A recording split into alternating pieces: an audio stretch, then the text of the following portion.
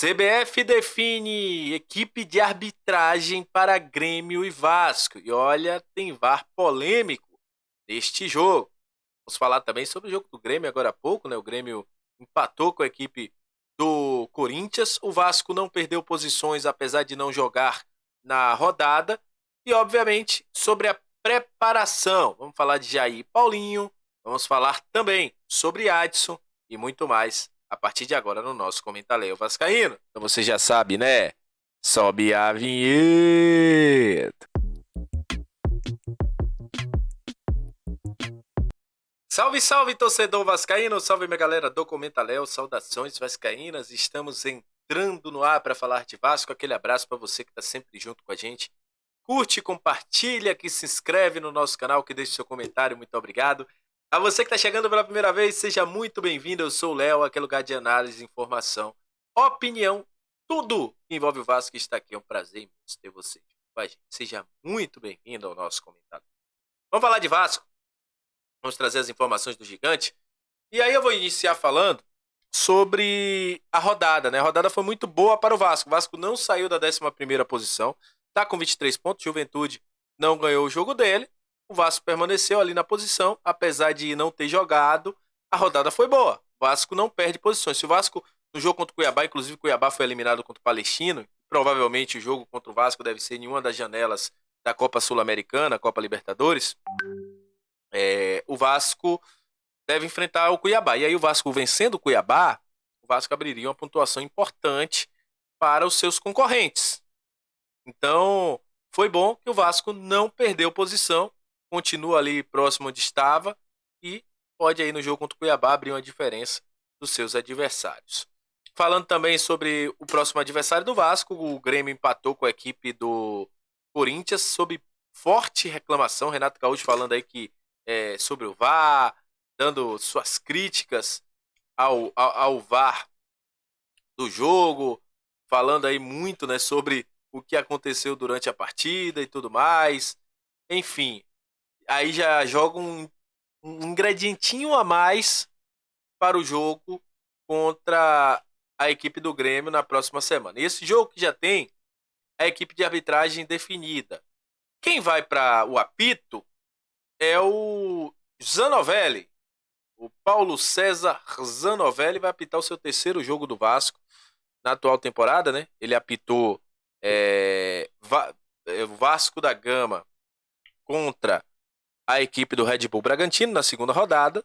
Depois ele apita Vasco e Juventude também aí na 10ª rodada. E agora apita seu terceiro jogo, dessa vez contra a equipe do Grêmio. Todos os jogos foram fora de casa e todos os jogos, infelizmente, o Vasco perdeu. Tomara que agora quebre essa sequência. Mas naquela época que ele estava apitando a esses jogos, o Vasco não vinha bem, né? Até porque nesse jogo contra o Bragantino teve alguns lances polêmicos que o Zanovelli não marcou. Quem vai estar acompanhando o Zanovelli é o Vitor Hugo dos Santos, o Celso Luiz da Silva como assistentes. Até aí tudo bem. Só que quem vai estar no VAR é nada mais, nada menos que Rodrigo Guarizo. Rodrigo Guarizo vai para ser se eu não me engano aqui, né? Vou até contar aqui, ele foi Vasco e Red Bull Bragantino, Juventude. Na verdade, ele teve em Vasco e Criciúma. Vou contar aqui com os dedos para a gente poder saber. Vasco e Criciúma, Vasco e Vitória, o Vasco enfrentando a equipe do Fortaleza e agora ele vai para Vasco e Grêmio e Vasco. O Rodrigo Arizo, que já esteve aí em alguns jogos bastante polêmicos do Vasco, o Rodrigo Guarizo, e estará no VAR do jogo. Mas tem que tomar muito cuidado, porque o Grêmio já chega aí reclamando desse jogo contra a equipe do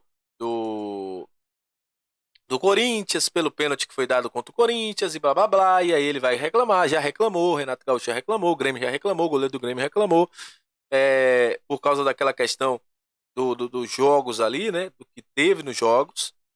Enfim, ele também esteve em alguns jogos bastante, vamos dizer, ele esteve no jogo do Vitória contra o Flamengo, né, alguns jogos bem polêmicos. Aquele jogo que o jogador do Bahia dá um chute no Benítez, ele esteve, ele pôs.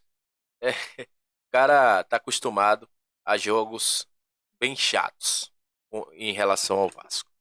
Falando de preparação, o Vasco tem a expectativa da volta de Jair e Paulinho em outubro. Eles já estão na última fase de transição, como a gente já falou aqui.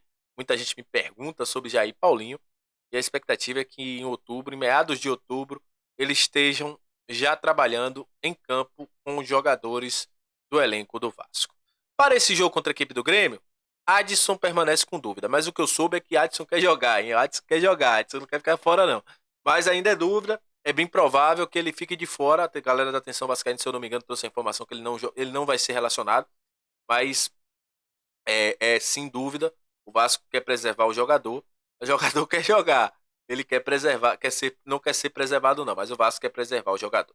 Se ele não jogar, quem deve ganhar a sua vaga no ataque do Vasco é Emerson Rodrigues. Emerson Rivaldo Rodrigues, que já estreou contra a equipe do Atlético Mineiro. Pode ser aí o substituto de Adson. Payet também corre por fora. O próprio Rossi. Enfim, mas Emerson Rodrigues é o nome mais provável para enfrentar a equipe do Grêmio lá na Arena Condá. Jogo importante. O Vasco treina nessa sexta, treina no sábado. No sábado o Vasco terá um voo fretado. Este voo fretado levará o Vasco até a Chapecó. Após o jogo, domingo à noite, o Vasco retorna ao Rio de Janeiro e aí se preparará para enfrentar a equipe do Atlético Goianiense. Vamos ver também o que vai acontecer com o Atlético Goianiense, né? Que ontem teve uma confusão danada aí. Será que vai perder mando de campo? Não vai perder? Se fosse o Vasco tivesse aquilo ali, era perda de mando do campo total. Teve uma galera aí que foi expulso, né? Jogadores expulsos da equipe do Atlético Goianiense, Guilherme Romão, entre outros. Mas vamos ver aí o que vai acontecer com o Atlético Goianiense. E enfim, é isso. É um Vasco se preparando. A expectativa também para que Felipe Coutinho seja titular. A gente espera muito que esse time do Vasco consiga chegar a uma vitória contra o Grêmio, consiga se distanciar da tabela lá de baixo, da parte de baixo. A gente está aí a 11 pontos da parte de baixo, mas se a gente não consegue um resultado, a gente pode diminuir isso para 8. Então é bom a gente ganhar, aumentar a distância, buscar lá em cima, buscar a parte do topo. É bom ver os jogadores falando sobre essa mentalidade, é bom ver os jogadores falando sobre isso. O próprio Verratti falou sobre isso nas entrevistas que deu pelo Vasco, né, falando aí da diferença de Vasco hoje. Enfim, esperamos que o Vasco saia com um resultado positivo lá da Arena Condá. Arena Condá que nos dá sorte. Né? Esperamos que seja dessa vez também. Traga mais uma sorte para o Vasco. Então é isso. Tamo junto. Até a próxima. Saudações vascaínas. Muito obrigado pela sua audiência. Deus abençoe a todos. E breve voltamos aqui com mais informações do Gigante da Colina. Obrigado e valeu.